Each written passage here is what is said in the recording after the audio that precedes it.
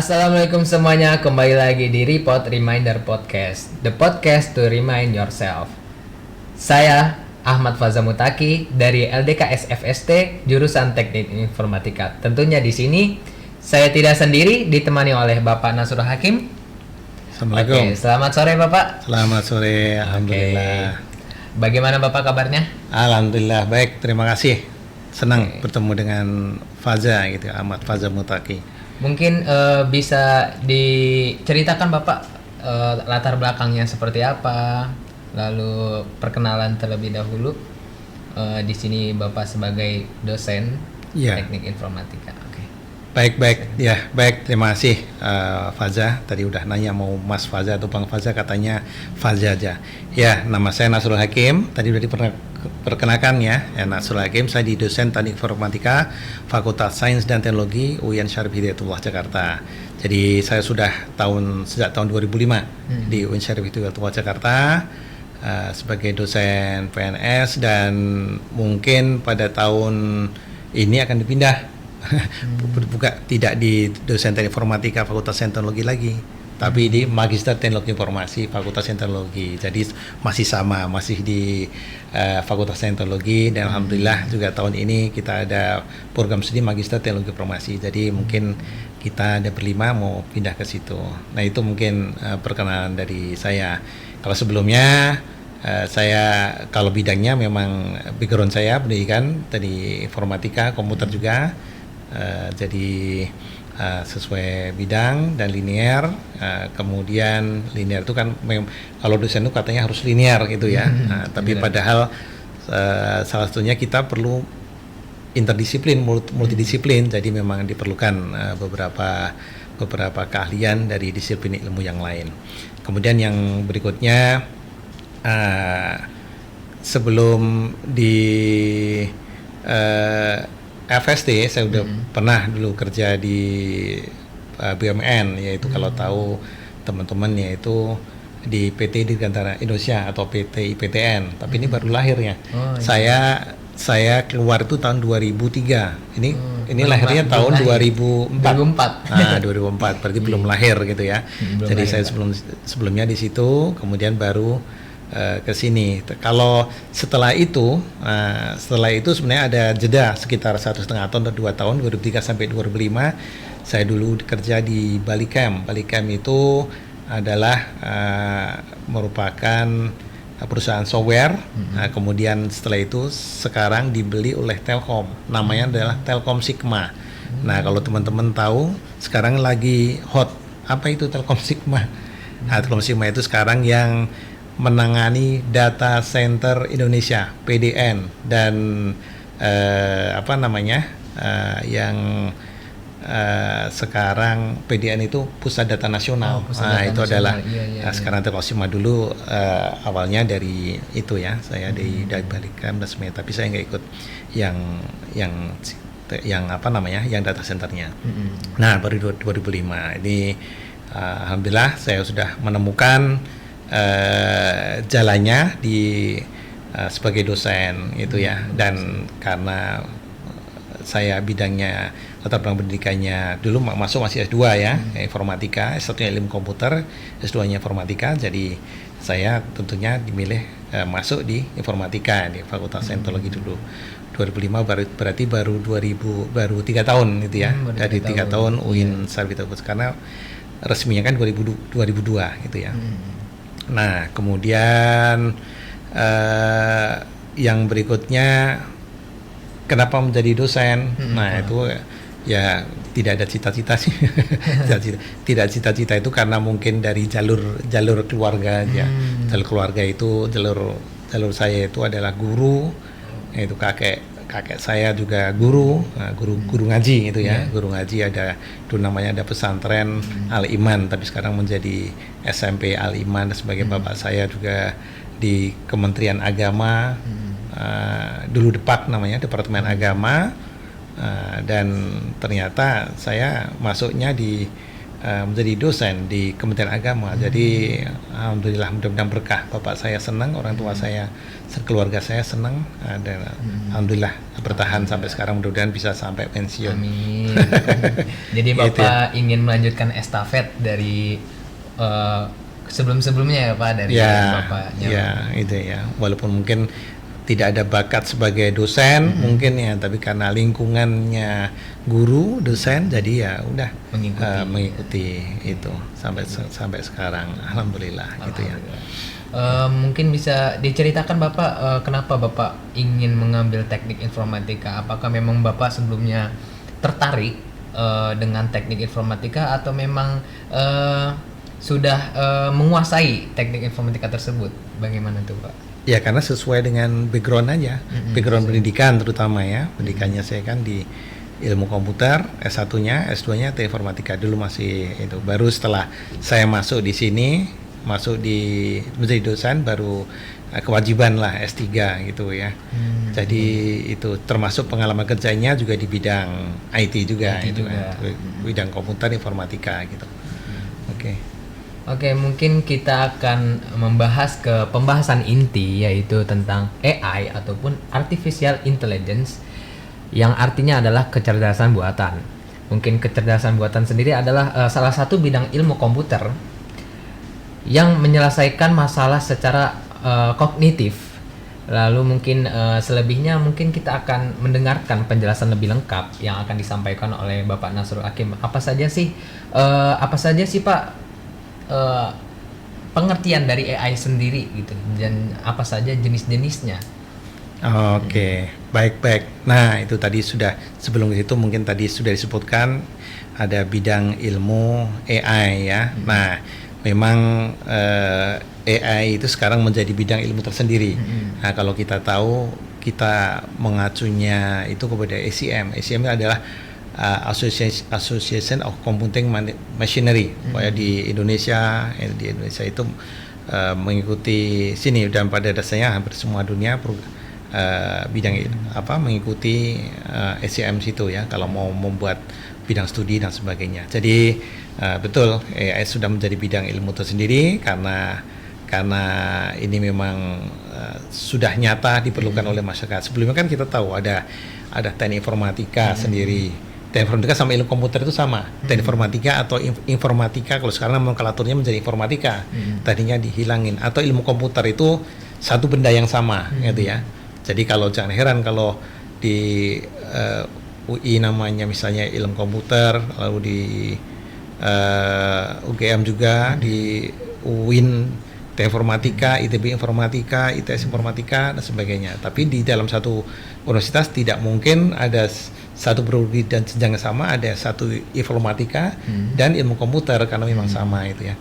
Nah, itu ya. Jadi ada ilmu informatika atau ilmu komputer, kemudian ada sistem informasi. Nah, kebetulan kita ada semuanya. Nah, kemudian yang berikutnya ada teknologi informasi. Nah, teknologi informasi beda bidang ilmu sendiri. Ya, kita kebetulan S2-nya nanti teknologi informasi gitu ya adanya ya. Nah, kemudian yang berikutnya ada program studi yang lain, yaitu yang dikenal software engineering atau rekayasa perangkat lunak. Nah, kemudian yang berikutnya adalah teknik komputer. Teknik komputer nanti beririsan dengan elektro lah, teknik elektro atau elektronika, itu adalah yang komputer engineering. Nah, kemudian yang baru belakangan muncul ilmu baru, yaitu data science dan cyber security. Cyber security itu memang diperlukan sampai dengan sekarang karena dan harus menjadi program studi sini karena memang sangat diperlukan. Keamanan cyber security, dan itu multidisiplin. Kalau yang lainnya itu bidangnya informatika komputer, tapi yang tadi komputer engineering berhubungan dengan elektro karena berhubungan dengan hardware. Yang lainnya mungkin juga bersama, kalau misalnya informasi atau teknik informasi dengan manajerial dan sebagainya. Nah, tapi kalau yang cyber security itu berhubungan dengan multidisiplin dengan yang lainnya, yaitu jelas bidang informatika komputer sendiri. Kemudian yang berikutnya itu bidang law atau bidang hukum, karena cybersecurity pasti nanti bisa berhubungan dengan hukum juga ya, bagaimana merancang undang-undangnya, lalu bagaimana sanksinya atau hukumannya apa dan sebagainya, itu yang tahu bukan orang teknis informatika atau komputer atau sistem informasi dan sebagainya, tapi orang hukum. Kemudian yang berikutnya dengan orang manajemen, karena cybersecurity berhubungan juga dengan risiko-risiko manajemen, berapa kerugiannya kalau ini data hilang dan sebagainya, itu adalah orang ekonomi. Dan juga bidang lain, ruang akuntansi, kemudian kedokteran karena berhubungan dengan data-data dan seterusnya itu ya. Nah, kemudian yang berikutnya data science. Data science itu sangat terkait juga dengan AI atau artificial intelligence itu yang diakui oleh oleh ACM, Association Computing Machinery.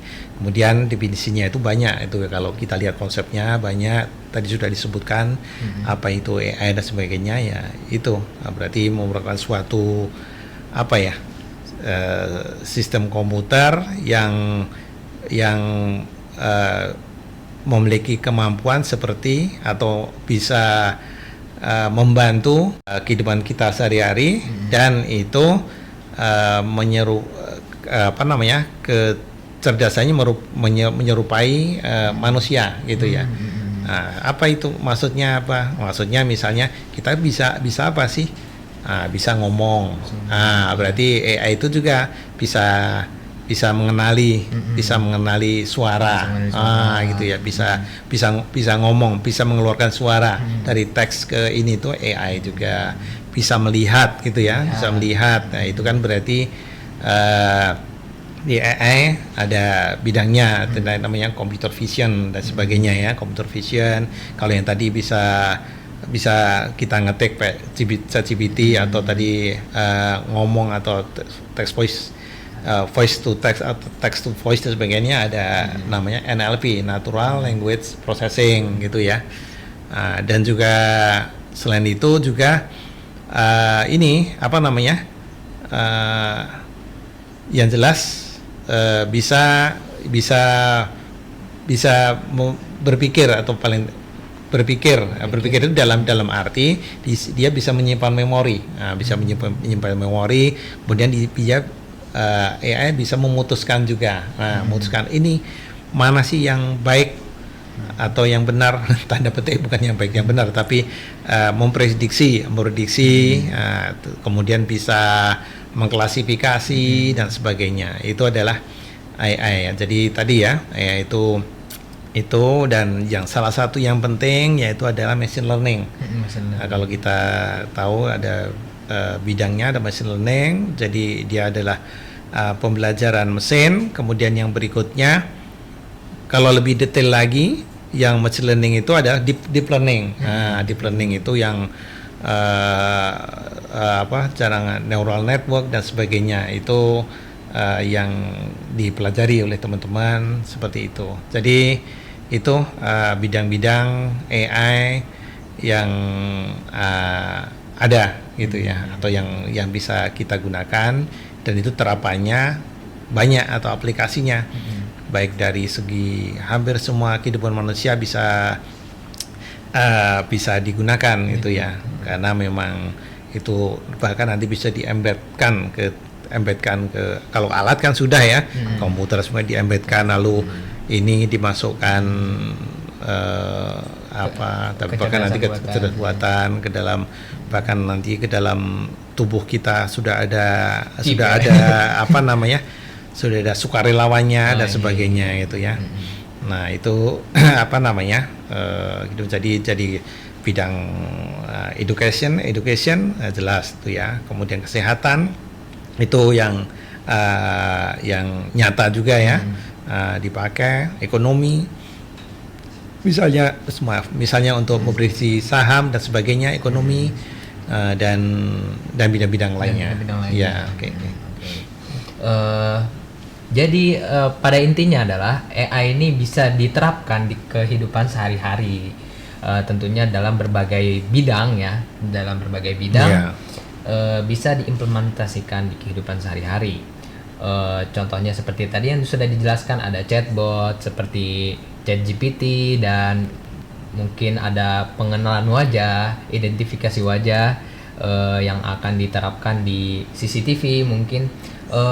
Kalau di Fakultas Saintek sendiri ada nggak sih Pak pengimplementasiannya di Fakultas Saintek Ya. Syarif Hidayatullah sendiri? Ya, khusus fakultas ya mungkin ada, tidak hanya fakultas, mungkin dalam kehidupan sehari-hari kita itu kan nggak sadar kita sering mengakses sosial media, itu kan juga sudah ada AI juga ya kan, Sudah ada sudah ya, misalnya kita sering sering nonton film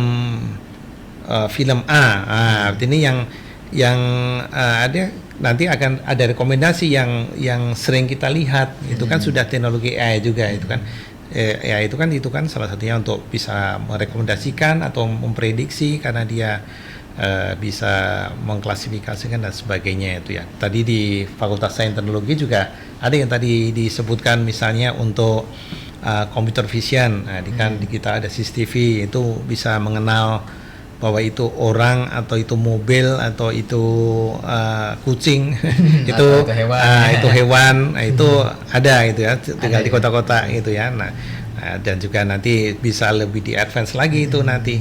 Kita kan dulu juga pernah pas zaman COVID juga ya kan, menciptakan alat ini, kemudian suhu tubuh. Jadi ini kelihatan panasnya berapa ini. Misalnya kalau tandanya tubuh kita agak merah berarti agak panas, itu ada teknologi AI juga yang sudah diciptakan oleh mahasiswa kita, tentunya oleh bimbingan dosen dulu oleh Bu Neni ya, Bu Neni Anggraini dan sebagainya. Itu kan salah satu ya sudah diterapkan di Fakultas Sains Teknologi, termasuk dulu sensor pas ada mobil lewat supaya nyemprot air sabun, bukan air sabun ya, air yang bisa untuk steril gitu ya.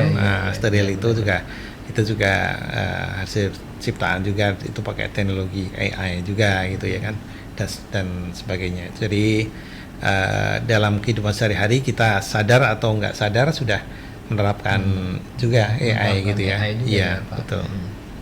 Ya mungkin AI ini pastikan ada dampak tersendiri ya bagi kita manusia, dan tentunya pasti ada hal positif dan negatifnya. Contoh hal positif, dampak positif terhadap manusia apa sih Pak? Mungkin bisa dijelaskan oleh Bapak? Ya betul. Semuanya itu ada positif, ada negatifnya itu ya. Kalau semua yang positif pun kalau kita makan itu kan positif, tapi kalau berlebihan ya nggak baik juga gitu ya. Bahkan misalnya dalam kita sholat terus-terusan selama ini berlebihan juga tidak boleh. Bahkan dulu Rasulullah juga ini kan, kenapa dia nggak sholat sebanyak berapa rakaat per hari, mewajibkan itu menjadi 40 rakaat, itu karena memang tidak berlebihan gitu ya, supaya kita tidak berlebihan, supaya kita bisa beraktivitas yang lain dan sebagainya, itu ya, bersosialisasi dengan yang lainnya dan sebagainya, ya kan, itu yang positif. Demikian juga yang negatif itu ada juga manfaatnya, seperti yang tadi kita dengar di khutbah juga ya, oleh Prof. Amin Suma ya. Iya benar. Yaitu kita harus menjauhi bahwa diharamkan khomer dan maisir. Khomer dan maisir. Nah, tapi disebutkan juga itu kan ada manfaatnya. Diakui dalam Islam itu ada manfaatnya. Tetapi jelas mudaratnya lebih banyak gitu ya. Jadi kita yang baik aja ada positif, tentunya ada negatifnya itu ya. Yang apalagi yang negatif itu udah pasti banyak negatifnya gitu ya. Walaupun dari sisi lain ada manfaatnya. Kalau tadi contohnya kan berarti ini memberikan manfaat penghidupan, gaji untuk karyawan dan sebagainya itu ya, karyawan pabrik rokok dan sebagainya, judi online. Nah, itu juga itu ada manfaatnya, tapi manfaatnya bagi tertentu aja, bagi bandar-bandarnya aja, bagi kita yang tidak. Nah, kembali lagi ke ini. Jadi kita menganggap dalam Islam semuanya itu boleh kecuali yang dilarang. Nah, itu ya. Semuanya boleh kecuali yang dilarang. Ya, artinya kalau ini teknologi AI dan sebagainya itu ya manfaatkan sebanyak-banyaknya, manfaatkan sebaik-baiknya, bukan sebanyak-banyaknya, sebaik-baiknya. Bahwa sebaik-baiknya, kalau tidak kita manfaatkan, ya orang lain yang akan memanfaatkan. Mungkin orang yang mungkin baik juga, tapi jalannya agak belok, atau bahkan yang tidak benar-benar tidak baik kan ada. Itu kan sekarang itu kehidupan maya, cyber itu udah kayak kehidupan fisik aja, itu kan ada yang baik, penyayang baik, udah ini ada yang jahat juga dan sebagainya, ada yang pura-pura juga dan sebagainya. Jadi kalau manfaatnya sudah tadi disampaikan ya kan, ada dari segala bidang, termasuk kita sebagai mahasiswa itu kan yang sekarang tadi disebutkan ChatGPT itu kan bermanfaat gitu, bermanfaat bagi kita. Tidak hanya bagi mahasiswa, bagi dosen juga, gitu ya. Bagaimana memandu ini supaya berisi dan menjadi insight yang baru dan sebagainya. Tapi di sisi lain, tentunya ada negatifnya, banyak negatifnya itu kan. Ada negatifnya. Seperti aja kita mempunyai pisau. Nah, pisau itu positif atau negatif? Tergantung bagaimana kita tergantung bagaimana kita memanfaatkan. Demikian juga ini kan teknologi. Nah, teknologi ya itu bisa bermanfaat. Jadi kalau kita tidak memanfaatkan, ya nanti orang lain yang mungkin tidak sama, atau bahkan yang berniat jahat atau berniat untuk kepentingan diri sendiri yang memanfaatkan ya tadi ya. Jadi itu manfaatnya. Yang tadi kemudian yang berikutnya ada juga madorotnya. Selain madorotnya, tadi contohnya kalau kalau ChatGPT, mahasiswa nanti bisa menjadi menjadi seakan malas, pemalas atau ketergantungan dan sebagainya itu. Tapi ya belum tentu juga. Tinggal kita sekarang bagaimana mensikapinya. Kalau perlu kita perlu ada etik. Ini kan kayak ini aja, sejarah aja. Dulu kan kita tahu kan ada masyarakat society atau revolusi industri. Revolusi industri, karena kita revolusi industri pertama itu dari mesin diesel itu kan. Nah, itu kan seakan yang orang-orang yang tadinya delman atau naik kuda itu jadi ini merasa tersaingi. Nanti kalau ada mesin diesel kita nggak laku. Jadi ini harus kita babat. Saat itu kan tidak mungkin. Ternyata akhirnya ini lebih bermanfaat, walaupun ini tidak meninggalkan ya, masih kendaraan yang klasik, sepeda sebenarnya masih sampai sekarang masih dipakai itu kan, kuda, delman masih juga itu ya. Demikian juga revolusi yang berikutnya ada listrik. Itu kan berarti listrik itu juga dulu yang jualan minyak seakan-akan nanti khawatir nggak laku itu benar, kan. Benar. Tapi ternyata ya itu tetap memanfaatkan juga gitu ya kan. Nah, jadi ini ya, demikian juga kemudian revolusi ke berikutnya tentang teknologi TIK sampai dengan sekarang, atau masalah society dulu. Kalau yang Jepang kan pembagiannya kan society 1 sampai 5. Dulu ada berburu dan meramu. Gitu ya. Ke hutan dan sebagainya. Kemudian masa era pertanian, kemudian era industri. Nah, sekarang era 4 internet. Nah, sekarang era society dan sebagainya. Jadi seakan-akan itu kalau ada yang baru itu bisa berbahaya. Tapi kalau di tempat kita Islam, alhamdulillah itu tidak tidak tidak terlalu ini mengekang ya. tidak terlalu mengekang. Dulu memang ada beberapa yang seakan bertentangan, tapi kalau di agama yang lain, kalau kita lihat itu kan ada yang sampai dibunuh itu kan.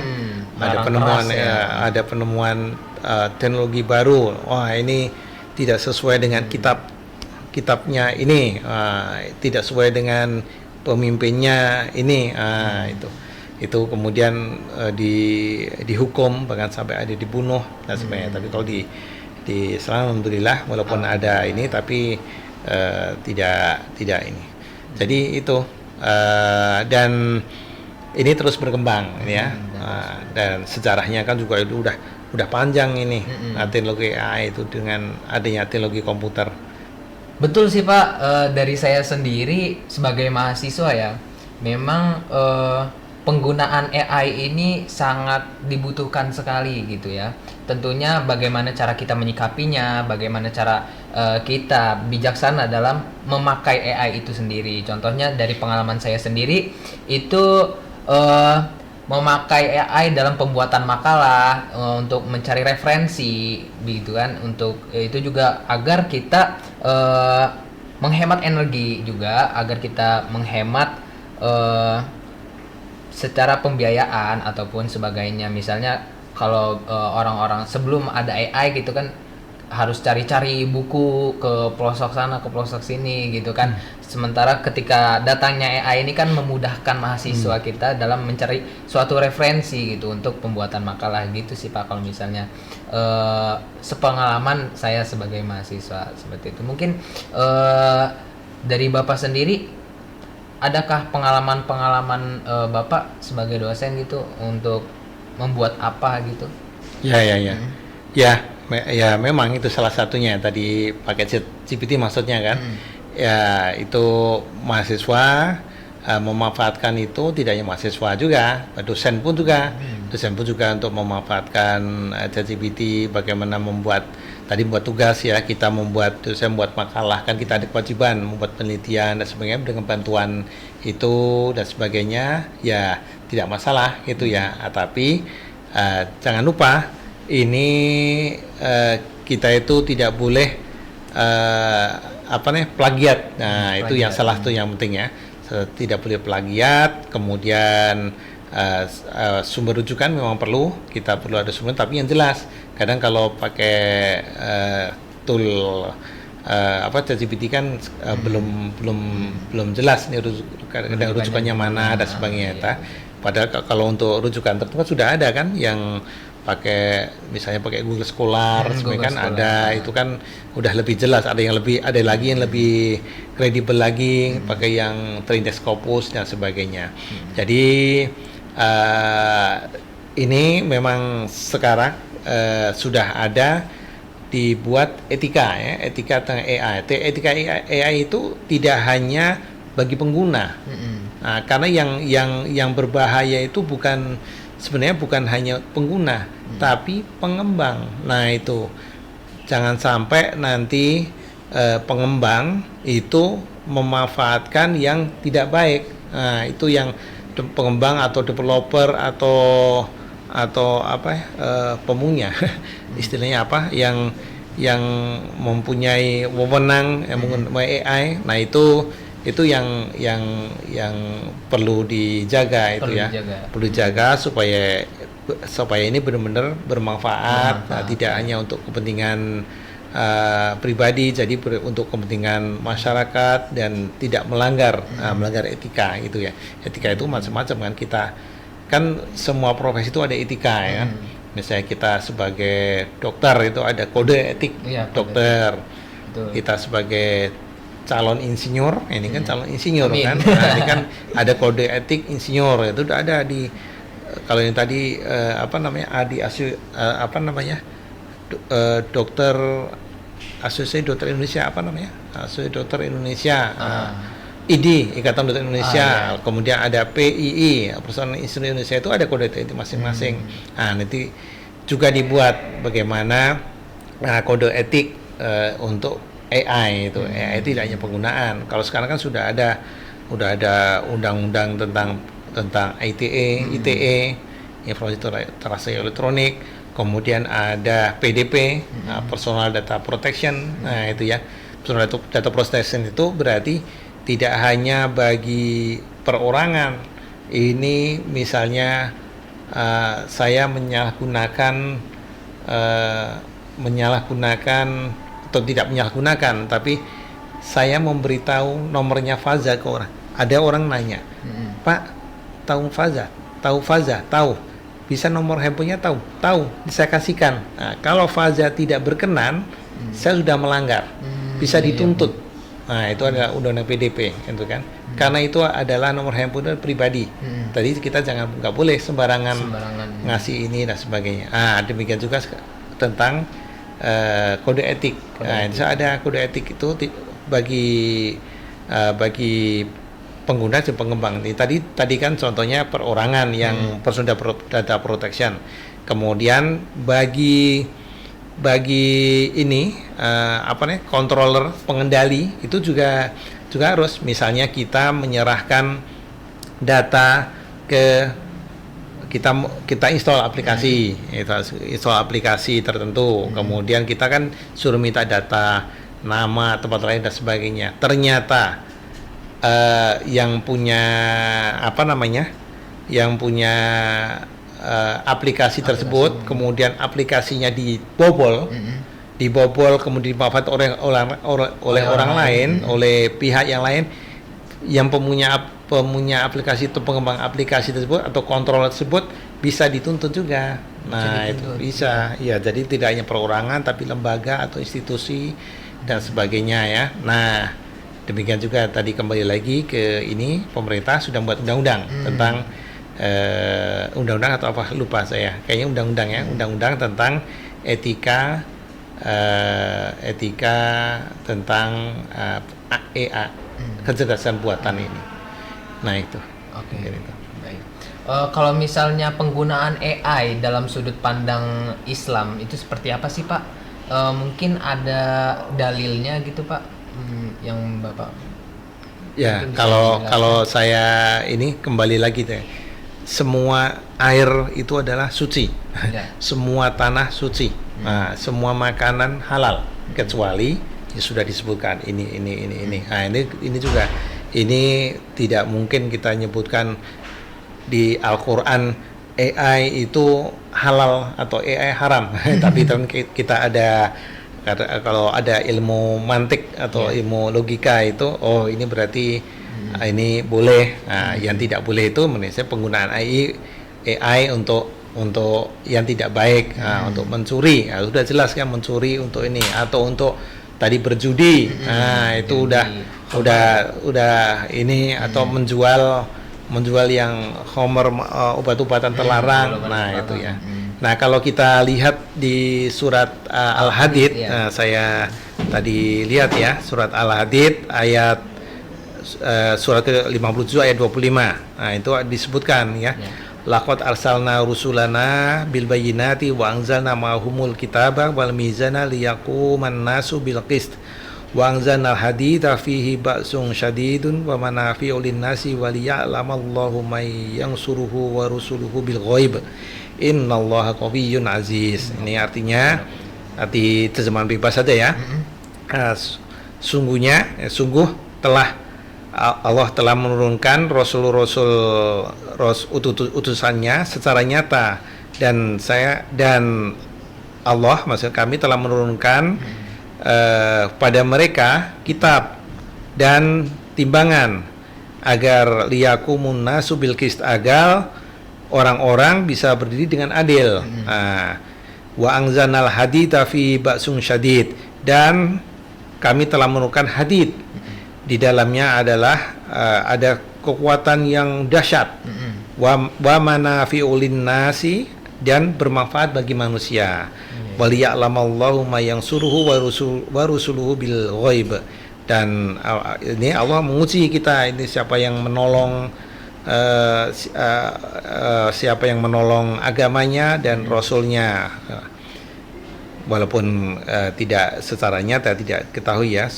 Innallaha qawiyyun aziz, sungguhnya Allah maha kuat dan maha perkasa.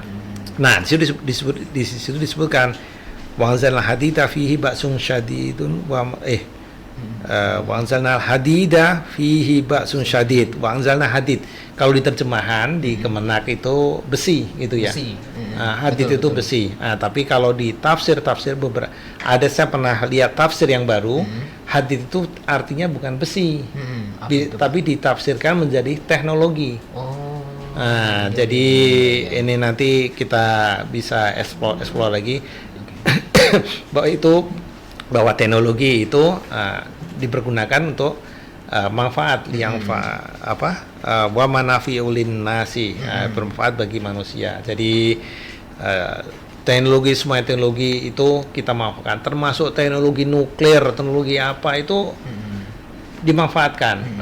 Jangan itu berbahaya, berarti kita jangan mempelajari nuklir, bukan. Itu tetap kita pelajari, bisa untuk kedokteran sih, untuk pengobatan dan sebagainya, dan yang lain-lain itu. Tapi di sisi lain bisa juga untuk hal-hal yang buruk. Itu juga ya. Jadi ini jadi sudah jelas di ayat pun juga ya, itu Al-Hadid ayat 25 itu hadid itu dulu artinya besi, tapi sekarang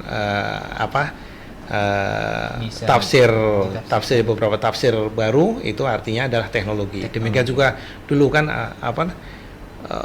ada yang lama misqala darratin syarra yarah. Itu apa? Darah itu artinya apa dulu itu?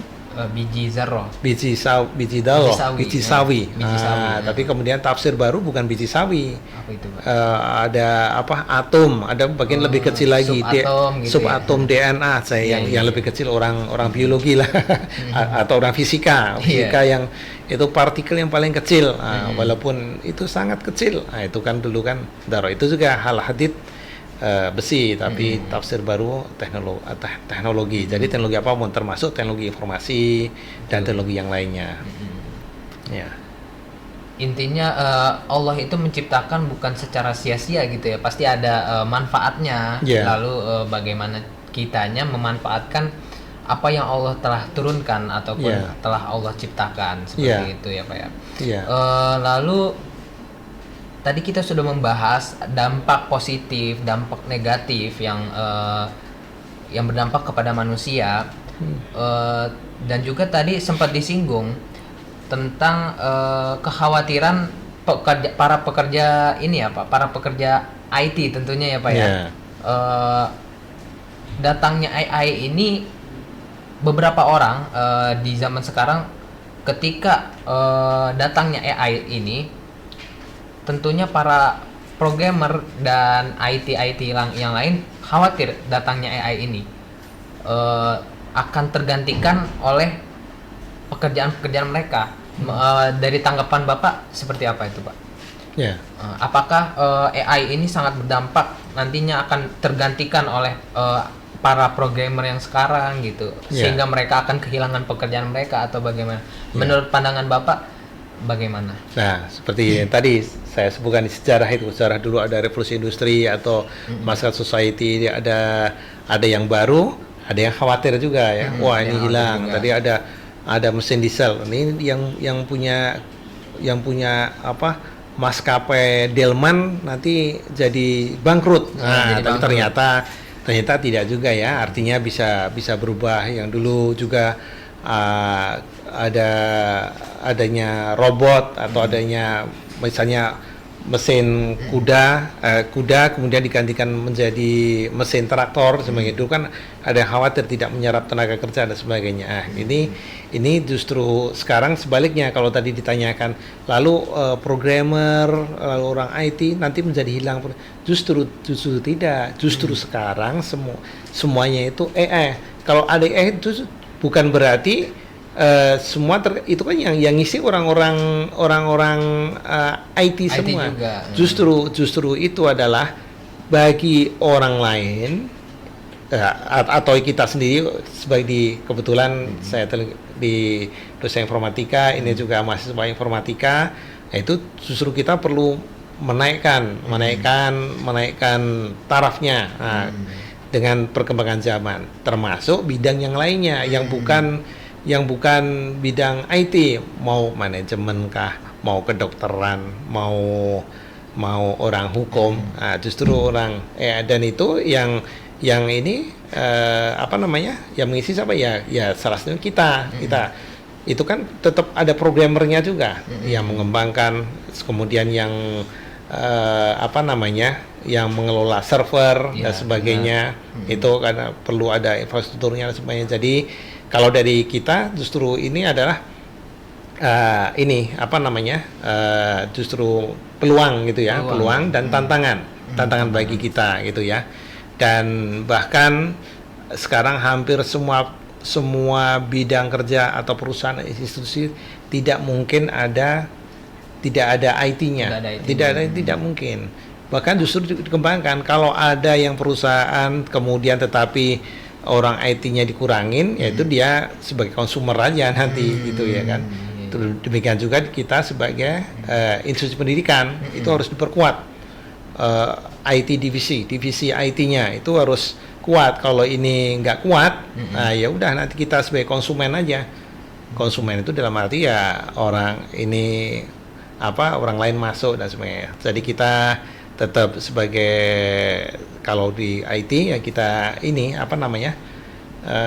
bukan pemegang kendali, tapi kita berperan yang penting gitu ya. Pemegang kendali tetap orang-orang yang di bidangnya masing-masing. Misalnya kalau di perusahaan firma hukum ya jelas orang hukum, yang lainnya sport. Kemudian di bidang rumah sakit kesehatan berarti tetap dokter, perawat yang mereka yang lainnya sport. Tapi kalau di bidang IT, di telekomunikasi dan sebagainya, itu pasti ini diperlukan kita ya. Dan tapi tetap zaman berubah gitu ya. Kalau sekarang institusi pendidikan dari zaman berapa sebelum Belanda masuk sampai dengan sekarang itu kan masih sama, kita di kelas, kemudian siswa duduk, kemudian dosen nerangin dan sebagainya sampai dengan sekarang. Kalau itu pada sekarang sudah berubah dengan dulu, kemarin dengan adanya COVID itu seharusnya kita melek gitu kan, melek para pemangku kebijakan. Kebetulan Kemendikbud sudah lumayan bagus itu kan, ada MBKM, kemudian ada penggunaan ini. Tapi kalau universitas tidak mengadopsi ini, artinya tidak mengadopsi ini dengan baik, ya memang bisa tertinggal, termasuk dosen-dosennya pun juga gitu ya kan. Jadi kita harus memanfaatkan ini dan memaksimalkan, dan kita transfer teknologi, transfer ilmu tentang perkembangan zaman yang sekarang ada. Jadi itu, tapi memang beberapa pekerjaan sudah beberapa hilang, tanda petik itu ya. Tanda petik itu ada hilang, yang dulunya perlu banyak sekarang berubah tapi menjadi bidang yang lain gitu. Tapi tetap semua berperan lah gitu ya. Oke. Jadi itu hanya kekhawatiran yang tidak pasti juga ya Pak ya. Jadi khawatir kita tetap ada lah, khawatir itu macam-macam ya. Artinya kita harus selalu mengupgrade. Kalau kita tidak bukan khawatir, tapi kita harus waspada atau mengupgrade, harus siap mengembangkan.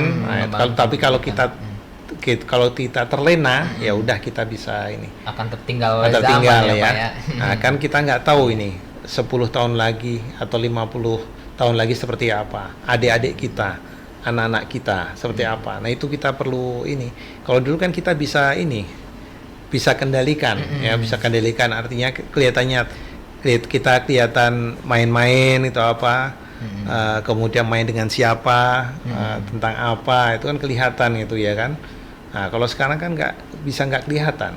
Anak-anak, adik-adik kita di kamar sedang ngapain itu, tiba-tiba ditagih judi online atau tagih main game, dia bayar bayar game yang karena dia merasa perlu ketagihan. Nah, sebagai ketagihannya kan kalau dulu ketagihan itu ketagihan narkoba ya. Sekarang bisa ketagihan game. Nah, itu Game, ya. ini bahaya juga ya kan. Nah, gitu. Jadi kita tetap perlu ini mengantisipasi, nah, bukan waspada ya, mengantisipasi ini kemungkinan apa dan yang ke depan jelas TI ini sangat penting berperan. Bukan berarti kita khawatir wah nanti tidak laku. Nah, itu bukan, tapi kita perlu mengupgrade apa sih yang kira-kira sekarang dan nanti ke depan itu apa. Nah, yang penting ya pertama ya dari diri kita sendiri. Kita itu harus kuat bekalnya dulu. Nah, bekalnya itu ya harus kan dampaknya itu kan itu kita AI itu kadang nggak bisa membedakan halal dan haram. Nah, makanya kita harus tahu bekalnya dulu. Ngajinya kuat dan sebagainya itu kan. Nah, ngajinya kuat, bergaul dengan ini secara fisik kita tetap harus bergaul dengan kuat dan sebagainya. Mungkin itu.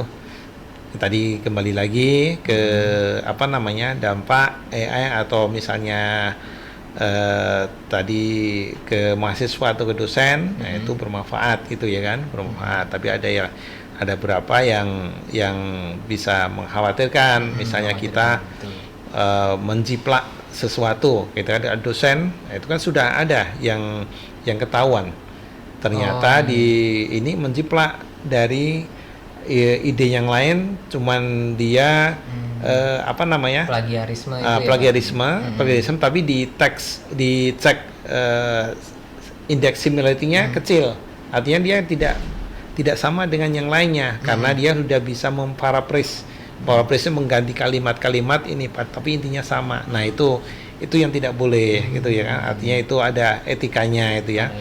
Kalau memang idenya ini dari orang lain, sebutkan itu ya. Kalau kita mereferensi ini dalam Islam kan gitu kan, harus sanadnya kuat. Nah, dalam penelitian juga referensinya mana itu kan, referensinya ada ini dan ini. Kalau ini dari kita ya sebutkan ini kan. Sumbernya harus jelas gitu ya. Harus jelas gitu kan. Oke. Ya mungkin itu. Mungkin terima kasih banyak ya Pak ya untuk penyampaiannya. Tadi sudah dijelaskan mengenai definisi dari AI, jenis-jenis dari AI, dan juga dampak positif, dampak negatif tadi sudah dijelaskan oleh Bapak Nasrul Hakim. Terima kasih banyak, mungkin sudah cukup ya Pak ya. Penjelasan yang sangat eksklusif sekali, sangat bagus sekali dari Bapak Nasrul Hakim. Mungkin ada kata-kata closing statement dari Bapak untuk kepada para penonton. Bagaimana kedepannya kita harus waspada terhadap penggunaan AI ataupun kita harus memaksimalkan AI ini dengan baik. Mungkin dari Bapak ada closing statement? Ya, baik, terima kasih. Sekali lagi terima kasih ya kepada Faza dan juga LDK dan HIMTI yang telah mengundang saya. Ini merupakan kehormatan bagi saya bisa diundang di sini gitu ya. Nah, ini tadi sekali lagi kita dalam teknologi AI itu pada dasarnya kita harus memanfaatkan. Rugi kalau kita tidak memanfaatkan. Jadi dalam bidang apapun memanfaatkan. Jadi tidak hanya memanfaatkan sebagai objek saja. Kalau bisa kita sebagai subjek. Apalagi kita sebagai orang sains dan teknologi, kita sebagai subjek ini bisa menggait bisa mengisi ruang-ruang di kehidupan ini, terutama di AI. Jadi sekali lagi teman-teman jangan ragu-ragu, semua bidang ilmu insya Allah mudah-mudahan bermanfaat dan mudah-mudahan berkah, asal dari pertama kita niatnya yang baik dulu. Nah, kalau niatnya baik kemudian di tengahnya ada belok dan sebagainya, yaitu kita luruskan lagi niatnya itu. Tapi kalau dari awalnya niatnya udah nggak bagus, ya itu ya akan susah. Jadi insya Allah kita sudah niatnya baik. Jadi mudah-mudahan diberikan jalan yang terbaik. Dan sekali lagi itu teknologi jangan disia-siakan, manfaatkanlah. Jadi itu aja teman-teman. Jadi sekali lagi terima kasih, mudah-mudahan sukses dan bermanfaat dan diridhoi. Amin, amin, amin, amin. Amin ya robbal alamin. Baik, terima kasih. Sekali lagi saya mengucapkan terima kasih kepada Bapak Nasrul Hakim atas waktu dan ilmunya. Baik, kepada penonton yang ingin mengikuti update terbaru tentang podcast dari Reminder Podcast, bisa ikuti @lembaga dakwah kampus ya, bisa diikuti. Nanti kita akan update terbaru tentang seputar teknologis dan lain-lain. Silakan teman-teman bisa mengikuti. Dan mungkin itu saja Reminder Podcast pada episode kali ini. Sampai jumpa dan terima kasih. Wassalamualaikum warahmatullahi wabarakatuh. Waalaikumsalam warahmatullahi wabarakatuh.